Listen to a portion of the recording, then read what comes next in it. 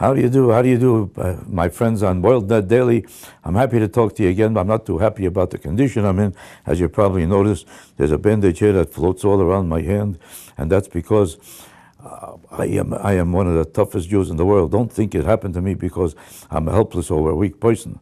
This happened to me because I got into a vicious fight with somebody, and you should see what that guy looks like. I only have a hand that's in bad shape. You know where the other guy is? He's right now in the Atlantic Ocean. I gave him such a shot. That's why I got this whole hand this time. He's now in the ocean. And his partner, two guys, wiped out. There was a third guy there too. He got away in time. Otherwise, he would have been dead too now. I could almost kill 3 people at a time, and you're looking at me like I look helpless. You know why? Because I could kill anybody. It takes me a second. Now, that's the joke part of the story. Let me tell you the real story. I was playing basketball. And when a Jew tries to play basketball, especially in my condition, let's be honest about it. I'm lucky only my hand went. The rest of my body almost collapsed too, because I was on the floor for almost a month after that basketball game. And I took about 7 Jews with me, because they were in worse shape than me. And when I caved in, not one of them was left standing. You never saw a basketball team playing a game from the floor. There was no ball. Nobody could find it. We didn't know where to happen to it.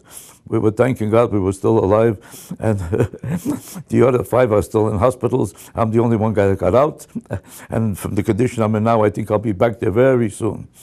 Anyway, let me tell you something. This reminds me of the National Healthcare Program, a problem that we're discussing right now. Barack Obama is so happy about his National Healthcare Program that you notice that the worse things get in the country, the happier he looks. He's pretty soon going to be the only happy man in America. While you're going to hospitals, while you're losing your job, while you're going to unemployment offices, while you're winding up in all kinds of different conditions of poverty, misery, and violence and turbulence, and crime is getting higher, and the country is sinking lower and lower.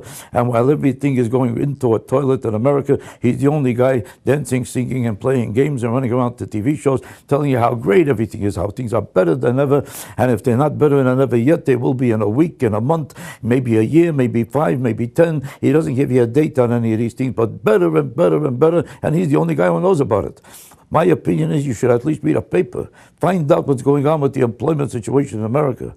Find out how many people are in homeless shelters. Find out how many people are drinking and passing away from human misery. Find out how many people can't get into their house because their house was just foreclosed.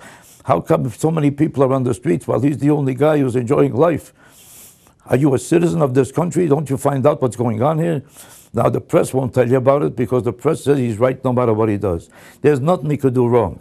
If Bush said or did any one of the things he did, Bush would have been not only wiped out, he would have been lucky if he was still alive. There would be mobs chasing him home from his house every day. But all you read is, wow, great, brilliant, fantastic.